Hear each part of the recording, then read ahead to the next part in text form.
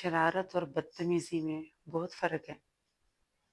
شرارت سے تو چہروں میں مسکراہٹ آ جاتی ہے، جبکہ بدتمیزی کا عمل جو ہے اس سے غصہ بھی آتا ہے سب کو، اور اس سے نقصان الگ ہوتا ہے۔ اب دیکھیے کہ کس طرح سے لوگ اپنے بچوں کا دفاع کرتے ہیں۔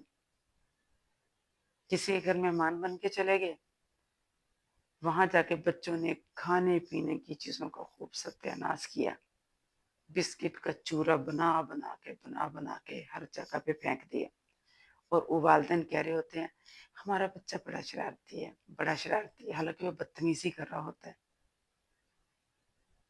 اس کے برعکس دوسروں کے بچے جو بیچارے صرف چیزوں کو حسرت سے دیکھ ہی رہے ہوتے ہیں کہ کب مہمان جائے اور کب ہم ان پہ حملہ آور ہوں، ان بیچاروں کی دیکھنی بھی بدتمیزی کے زمرے میں آ جاتی ہے۔